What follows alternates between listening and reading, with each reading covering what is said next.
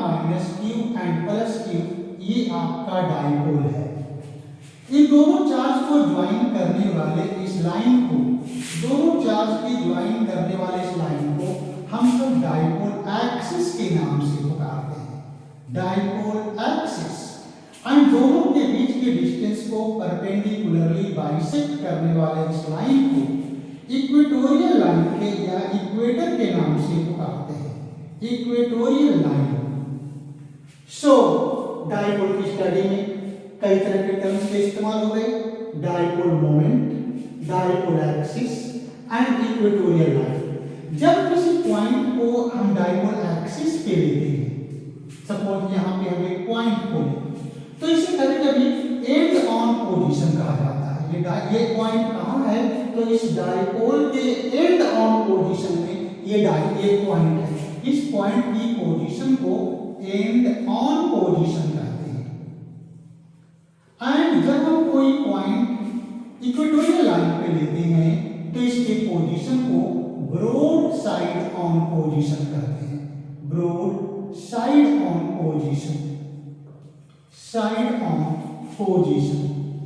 सो अब हम लोगों को ये सब चीजें जानने के बाद इसकी बारी आ गई कि कोई डाइपोल कितनी इलेक्ट्रिक फील्ड पैदा करता है। तो सबसे पहले हम लोग देखें electric field at a point on the axis of a dipole, electric field at a point on the axis of a dipole, electric field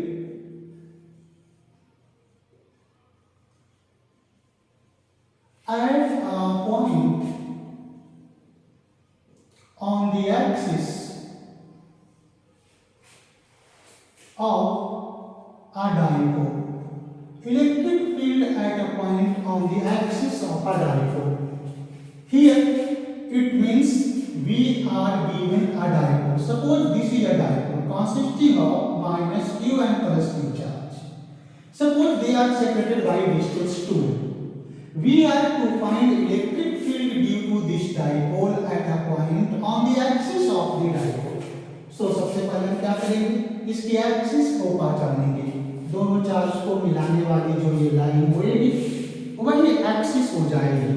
हमें यहाँ पे एक पॉइंट लेना है एंड इस पॉइंट पे हमें इलेक्ट्रिक फील्ड निकालना है। हमने अपनी सुविधा के लिए इसका नाम ए बी और इसका नाम पी दे दिया। एंड सपोज जिस पॉइंट पे हमें इलेक्ट्रिक फील्ड निकालना है उसका डिस्टेंस हम इस डाइपोल के मिडिल पॉइंट से r मान रहे। Suppose electric point, suppose distance of this point from the middle point of the dipole is r। अगर मैं इन दोनों के बीच की डिस्टेंस को 12 मान रहा हूं और ये मिडिल पॉइंट है तो ये डिस्टेंस l हो जाएगा, ये डिस्टेंस भी l हो जाएगा। सो हमें इसके चलते यहाँ इलेक्ट्रिक फील्ड निकालना है।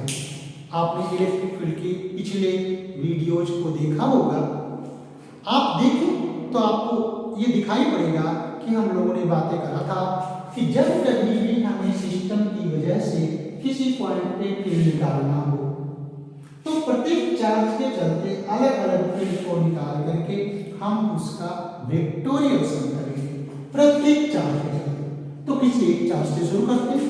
सपोज इस चार्ज के चलते हम यहाँ फील्ड निकालते हैं, तो field at P due two plus Q charge, positive charge के चलते निकालते हैं। इसका नाम देते हैं E1। ये E1 लिखने के बाद हम इस फिगर पे आ जाएंगे। जिस चार्ज के चलते हमें जहां पे फील्ड निकालना होता है सबसे पहले उन दोनों पॉइंट को हम एक स्ट्रेट लाइन से ज्वाइन करते हैं। अगर ये चार्ज पॉजिटिव है तो फील्ड की डायरेक्शन रेडियली आउटवर्ड होती है। सपोज इसका नाम मैंने E1 दे रखा है। सो E1 की वैल्यू हो जाएगी 1/4 pi epsilon not Q by r square। r means distance from this charge to this point। This distance is here r minus l। So square of r minus l। This is electric field at point P due to plus Q charge of the dipole। Now electric field at P due to minus Q charge of the dipole। Field at P due to minus Q charge. Suppose इसे हम E2 नाम से पुकारें, तो जब ये E2 लिखे तो हम फिगर पे आ जाएंगे। हमें इस चार्ज के चलते यहाँ पे फील्ड निकालना है। तो पहले जिस चार्ज के चलते जिस पॉइंट पे फील्ड निकालना होता है, पहले इसको और उसको हम एक लाइन से ज्वाइन कर देते हैं। फॉर्चूनेटली ये पहले से ही ज्वाइंट है। अब ये नेगेटिव चार्ज किसी भी पॉइंट पे रेडियली इनवर्ड इलेक्ट्रिक फील्ड पैदा करता है, तो इसकी वैल्यू हो जाएगी 1/4πε0, क्योंकि ये पॉइंट चार्ज है। पॉइंट टेबल में फील्ड होता है कि q/r², तो 1/4πε0 q बाई, हम चार्ज की साइन नहीं लेते, साइन डायरेक्शन को डिसाइड करता है, तो q/r, r means r² means r means distance from this charge to this point which is here r plus l, so square of r plus l. Therefore net field, now net field vector E is equal to सारे vector का vectorial सम, तो E1 and E2 इन दोनों vector का हमें vectorial सम करना होगा। तो यहाँ पे क्या है कि ये दोनों ही वेक्टर एक ही लाइन के अलाउंग है। जब किसी सिचुएशन में इन्वॉल्व सारे के सारे वेक्टर एक ही लाइन के अलाउंग हो, तो उन्हें हम ऐड करने के लिए, वेक्टोरियली ऐड करने के लिए एक डायरेक्शन को पॉजिटिव मान लेंगे, तो उसका अपोजिट डायरेक्शन नेगेटिव हो जाएगा। सो अगर मैं इस डायरेक्शन को पॉजिटिव एज्यूम कर लूं, तो ये डायरेक्शन नेगेटिव हो जाएगा। तो since vector E1 and vector E2 are along the same line, अगर किसी सिचुएशन में हमें कई वेक्टर ऐड करने हो और सारे वेक्टर एक ही लाइन के लंब हो, तो हम एडिशन के लिए पॉजिटिव नेगेटिव साइन का सिंपल सा तरीका इस्तेमाल कर लेंगे। E1 इधर की ओर है, तो ये प्लस E1 हो जाएगा, एरो साइन हटा देंगे, डायरेक्शन के लिए हम पॉजिटिव नेगेटिव साइन का इस्तेमाल कर रहे हैं। E2 इधर की ओर है और ये माइनस है, नेगेटिव डायरेक्शन है, तो E1 की वैल्यू हमारे पास है, E2 की वैल्यू हमारे पास है, q/4πε0 कॉमन हो जाएगा, q/4πε0 एंड यहाँ रह जाएगा 1/r - l का square minus 1/r plus l का स्क्वायर। सो ये हो जाएगा q/4πε0 एंड ये r plus l square minus r minus l square upon product of this two terms r square minus l square and its whole square. So इसे जब हम solve करेंगे तो ये हमें यहां तक पहुंचा डालेगा। सो ये क्या हो जाएगा, E equal to q/4πε0 r plus l square minus r minus l square means 4rl upon r square plus l square, r square minus l square and its whole square. So अगर मैं इसे ऐसे लिख दूं q/4πε0, इसे मैं ऐसे लिख दूं 2ql, इसे मैं लेता हूं q into 2l into 2r upon, अगर हम शॉर्ट डायपोल की बात करें तो शॉर्ट डायपोल में l की वैल्यू r की तुलना में बहुत स्मॉल होगी, तो r स्क्वायर की तुलना में l स्क्वायर और भी ज्यादा छोटा होएगा, तो इसे हम निकाल कर सकते हैं, तो r स्क्वायर का square r to the power 4, तो since l is very much less than r, so ये हो जाएगा E equal to q into 2l, q into 2l तो बन जाएगा p डायपोल मोमेंट, दोनों चार्ज में से एक चार्ज का मैग्नीट्यूड इनटू दोनों के बीच का सेपरेशन डायपोल मोमेंट बन जाएगा इनटू 2 एंड r से इसको कैंसिल कर देंगे तो ये बन जाएगा r क्यूब। तो ये हो गया electric field at a point on the axis axis of a dipole is 1 by 4 pi epsilon naught 2p by r। अब ऐसा है कि ये पॉजिटिव आया, तो इसका पॉजिटिव आना इलेक्ट्रिक फील्ड के पॉजिटिव डायरेक्शन में होने की बात को निश्चित कर रहा है। तो पॉजिटिव डायरेक्शन तो हमने इधर की ओर माना था, यानी इलेक्ट्रिक फील्ड नेट भी इधर की ओर, लेकिन इसे हम कैसे याद रखें? तो इधर की डायरेक्शन को अगर देखें डायपोल के पॉइंट ऑफ व्यू से, तो ये नेगेटिव से पॉजिटिव चार्ज की डायरेक्शन है, और नेगेटिव से पॉजिटिव चार्ज की डायरेक्शन डायपोल मोमेंट की डायरेक्शन होती है। सो इसका मतलब ये हुआ कि ये electric field parallel to dipole moment है। तो हम यहाँ लिख देंगे parallel to dipole moment, parallel to dipole moment. तो इस इलेक्ट्रिक फील्ड की direction parallel to dipole moment है। तो ये हो गया कि किसी डायपोल के चलते एक्सिस के किसी पॉइंट पे electric field 1 by 4 pi epsilon naught 2p by r cube हो जाती है। 1 by 4 pi epsilon naught 2p by r cube हो जाती है। अब हम सब देखें electric field at a point on the equatorial line of a dipole। electric field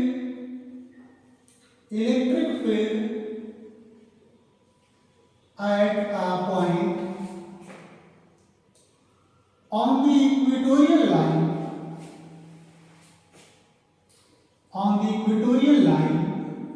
of a dipole, on the equatorial line of a dipole। इसका मतलब ये हुआ कि हमारे पास एक डायपोल है -q एंड +q चार्ज का बना हुआ, एंड इक्वेटोरियल लाइन मतलब परपेंडिकुलरली बाइसेक्टिंग लाइन है, और हमें r डिस्टेंस पे सपोज यहाँ पे कोई पॉइंट P है, हमें वहां पे इलेक्ट्रिक फील्ड निकालना है। सपोज इन दोनों के बीच की डिस्टेंस को हमने 2l सपोज कर लिया। अगर ये मिडिल पॉइंट है तो ये डिस्टेंस l होएगा एंड ये डिस्टेंस भी l होएगा। सपोज इस पॉइंट को मैं A पुकारूं, इसको B और इसको C। सो इस इक्वेटोरियल लाइन के परपेंडिकुलर बाइसेक्टर लाइन पे ये कोई पॉइंट है, हमें फील्ड निकालना है। आप जानते हैं कि अगर किसी सिस्टम की वजह से किसी पॉइंट पे फील्ड निकालनी हो, यहाँ पर आपको पता है कि -q चार्ज और +q चार्ज का जो ये डायपोल बना वो तो सिस्टम ऑफ चार्जेस है। तो डायपोल के चलते फील्ड निकालने को सिस्टम के चलते हमें फील्ड निकालना है, तो प्रत्येक के चलते फील्ड निकाल करके हम उसका वेक्टोरियल सम कर देंगे। तो प्रत्येक तो शुरू करते हैं। Suppose field at P due to +q charge, field at P due to +q charge, field at P due to +q charge. Suppose इसका नाम मैं E1 दे दूं।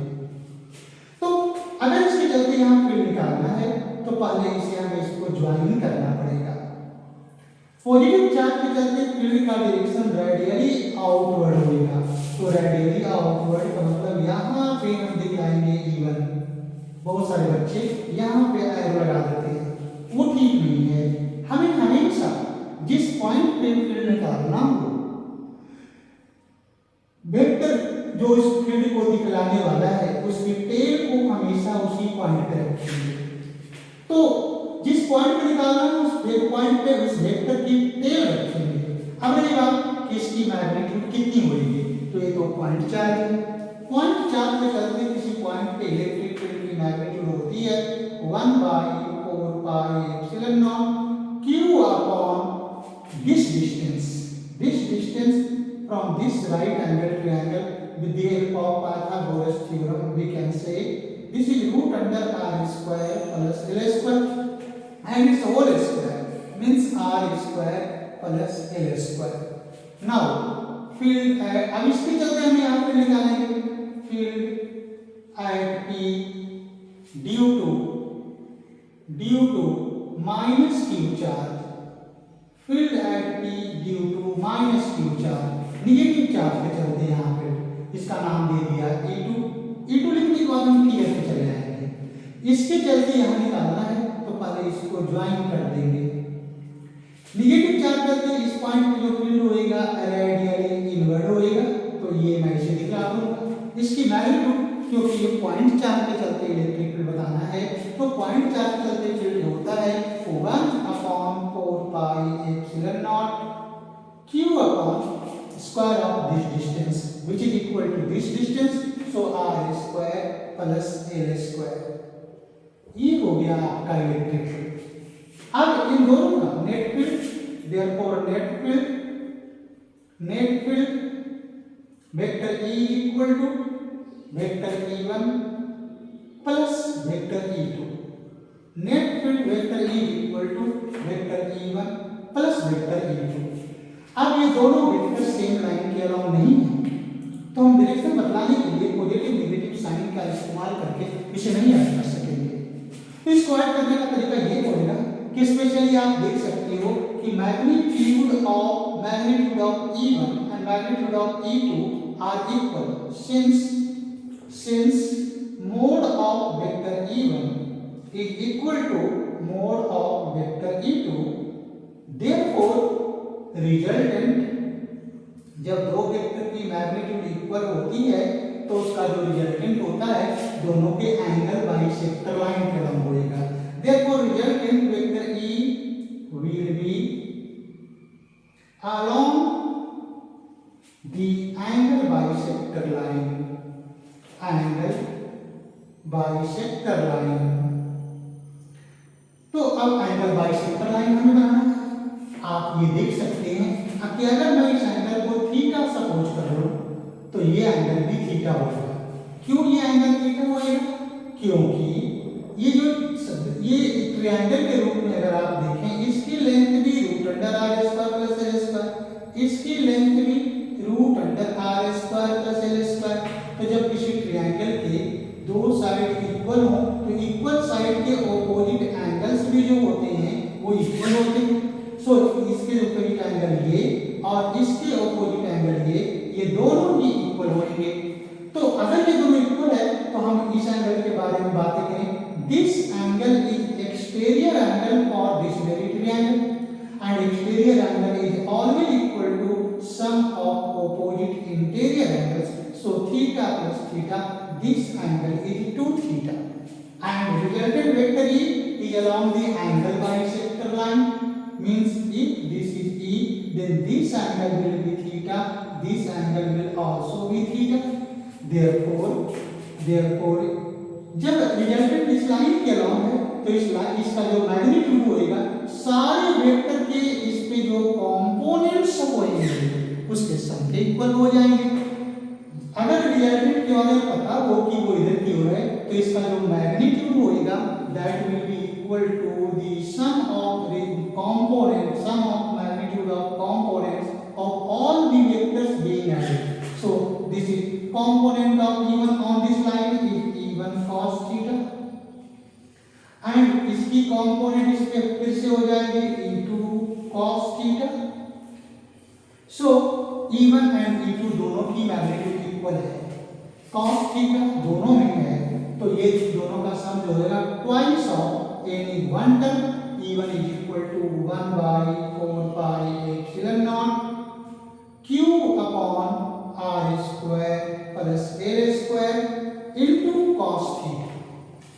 आप चाहे तो cos थीटा लिख दें, cos theta is equal to base upon hypotenuse is √r² plus l²।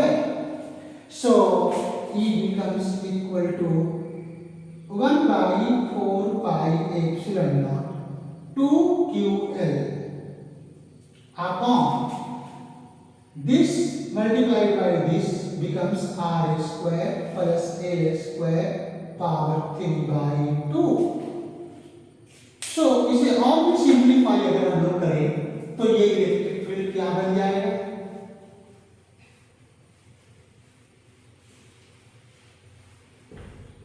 So E equal to हो जाएगा 1/4πε0 2ql is the dipole moment of this dipole। दोनों में से किसी एक चार्ज का मैग्नीट्यूड इनटू दोनों के बीच का separation is L + L 2L। So Q * 2L is dipole moment of this vector. So we can write P for 2QL and R square plus L square. अगर ये शॉर्ट डाइपोल की बात करें, dipole अगर short हो, पहले आप इसको लिखते हैं R square plus L square power 3/2 for a short dipole. For a short dipole, L is very much less than R, therefore E is equal to 1/4 pi epsilon naught P upon R square power 3/2. इसको negate कर देंगे तो R square का power 3/2, so E equal to 1/4 pi epsilon naught P upon R to the power 3. So this is the electric field at a point on the equatorial line of a dipole. And direction to this, direction is in this direction. This angle is theta and this angle is theta. For these two lines, this line and this line, this acts as a transversal, and this angle appears to be alternate interior angles for this and this lines. So if these two angles are equal, then this line will be parallel to this line. Means इसकी जो direction है वो dipole moment के direction के parallel direction है, but dipole moment की direction negative से positive इधर की ओर है और ये इधर की ओर है. Means electric field is in a direction anti parallel to dipole moment. So in a direction anti parallel to dipole moment, anti-parallel to dipole moment. So ये dipole moment के anti-parallel direction में है. So ये हुआ electric field at a point on the equatorial line of a dipole. अब dipole के बारे में और भी last point, electric field at any point due to a dipole. यहाँ पे एक और भी खास बात दिखाई पड़ा कि इक्वेटोरियल लाइन के किसी पॉइंट पे जो डाइपोल मोमेंट जो इलेक्ट्रिक फील्ड है और एक्सिस के किसी पॉइंट पे इलेक्ट्रिक फील्ड जो है वो उन दोनों के बीच एक रिलेशनशिप है. आपने क्या देखा कि अगर ये डाइपोल हो -q एंड +q चार्ज की बनी हुई ये डाइपोल हो, तो यहाँ से अगर r डिस्टेंस इसे हम छोटे से डाइपोल के रूप में दिखलाएं, सपोज शॉर्ट डाइपोल के रूप में, अगर हम शॉर्ट डाइपोल के रूप में दिखलाना चाहें तो सिर्फ एक एरो से काम चल जाएगा. सपोज ये कोई डाइपोल है तो इसके एक्सिस के किसी पॉइंट पे जब जिसका डिस्टेंस यहाँ से r हो, इस पॉइंट पे अगर आप फील्ड निकालते हैं तो parallel to dipole moment electric field होता है EA, electric field on the axis of the dipole. इसकी वैल्यू अभी हम सबको नहीं पता करा था 1/4 pi epsilon naught P2P upon R3. लेकिन जब हमने इक्वेटोरियल लाइन पे निकाला उतना ही डिस्टेंस पे, जितना डिस्टेंस ये है उतना ही डिस्टेंस पे निकाला तो ये निकला anti parallel to dipole moment EE is equal to 1/4 pi epsilon naught P/R3. So अगर ये R सेम हो, एक्सिस पे सेम डिस्टेंस पे एक्सिस पे पॉइंट ले और उतना ही डिस्टेंस पे इक्वेटोरियल लाइन पे पॉइंट ले, तो इसमें 2 है और इसमें 2 लगा हुआ नहीं है, यानी electric field at a point on the axis is twice of electric field at a point on the same distance on the equatorial line on the equator. So किसी डाइपोल के संबंध में ये बात सही है कि यहाँ पे जितनी इलेक्ट्रिक फील्ड होगी और यहाँ पे जितनी इलेक्ट्रिक फील्ड होगी ये इसका हाफ होएगा एंड ये इसका ट्वाइस होएगा. So this is electric field at a point on the axis and on the equatorial line of a dipole. अब electric field at any point due to a dipole. Electric field at any point. Now last for this point is electric field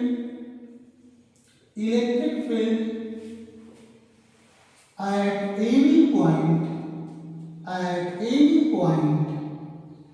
due to a dipole. Electric field at any point due to a dipole. At any point. Suppose we have a dipole. Its dipole moment is P, and we want to find electric field at this point, which is at a distance r and at an angle theta, forming with the direction of dipole. Suppose here we want to find electric field. So हम क्या करेंगे? इसके लिए हम एक तरीके का इस्तेमाल करेंगे। आपने अभी पढ़ा था कि किसी सिस्टम की वजह से इलेक्ट्रिक फील्ड निकालना हो तो प्रत्येक के चलते निकाल करके उसका हम वेक्टोरियल सम करते हैं। एक दूसरी बात ये भी देखा था कि किसी डाइपोल को, कई डाइपोल का एक रिजल्टेंट डाइपोल मोमेंट हो सकता है, यानी इस डाइपोल मोमेंट को हम टू डाइपोल के रिजल्टेंट के रूप में भी देख सकते हैं। मींस इसकी दो कंपोनेंट हो सकती है। इसकी कंपोनेंट अगर हम इस लाइन के अलाउंग देखें, इस लाइन के अलाउंग इसकी कंपोनेंट देखें तो ये वेक्टर अगर p है तो इस लाइन पे कंपोनेंट हो जाएगा p cos थीटा, और दूसरा इसके परपेंडिकुलर लाइन के अलाउंग कंपोनेंट देखें तो ये हो जाएगा p sin थीटा। बताने की बात ये है, सोचने की और समझने की बात ये है कि हम यहाँ क्या कर रहे हैं। तो इस डाइपोल को टू डाइपोल्स का हम रिजल्टेंट के रूप में ले रहे हैं। एक डाइपोल p cos थीटा, दूसरा डाइपोल p sin थीटा। इसका फायदा क्या है कि इस डाइपोल के लिए ये पॉइंट जो है इसके एक्सिस पे ही सिचुएटेड है, और इस डाइपोल के लिए ये जो पॉइंट है वो इसके इक्वेटोरियल लाइन पे सिचुएटेड है।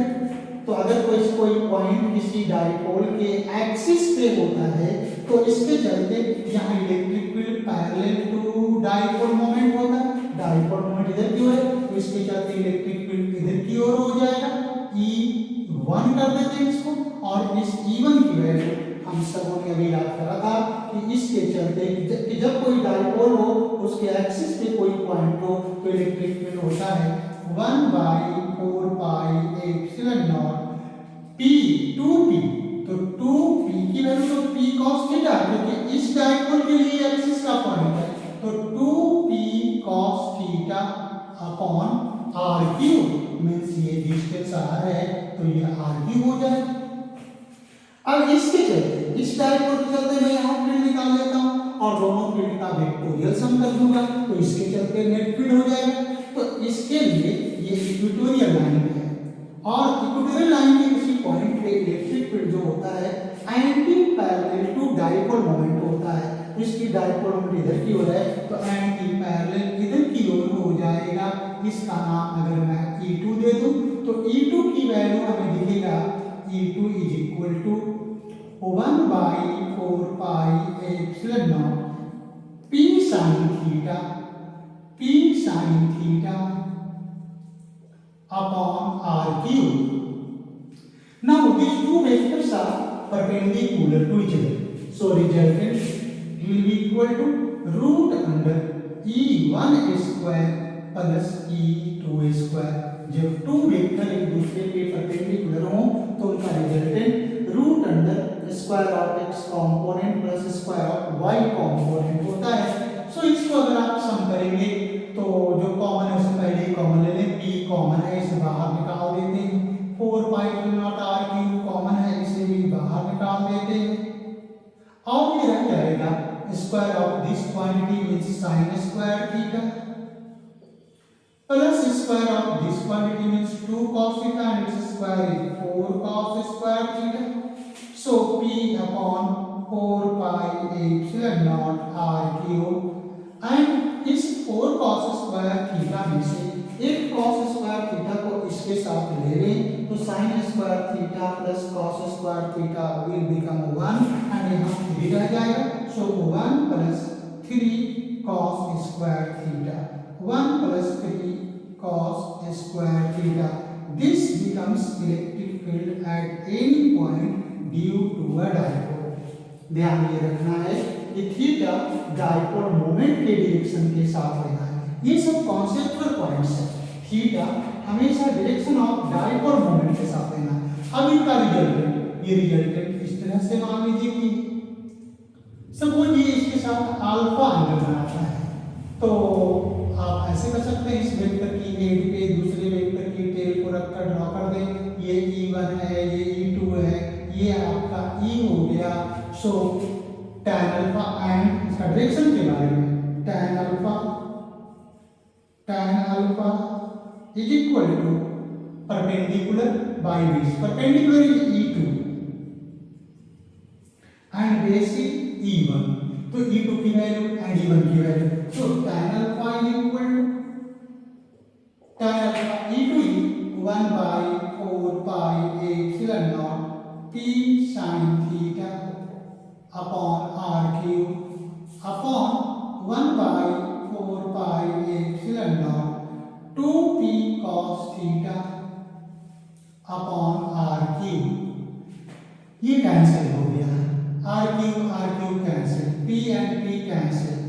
सो tan alpha is equal to sin theta upon 2 cos theta, sin theta upon 2 cos theta। So tan alpha is equal to tan theta upon 2। And ये दोनों चीजें याद रखने लायक है। Theta angle between direction of dipole moment and position vector of the point where we want to find electric field. So अगर आप इतनी बातें याद रखते हैं तो आप डाइपोल के क्वेश्चंस को बड़े इजीली बोर्ड लेवल से और बोर्ड लेवल से आगे की स्थितियों तक आप उसको आराम से टैकल कर सकते हैं। तो इस वीडियो में इतना ही। Thank you.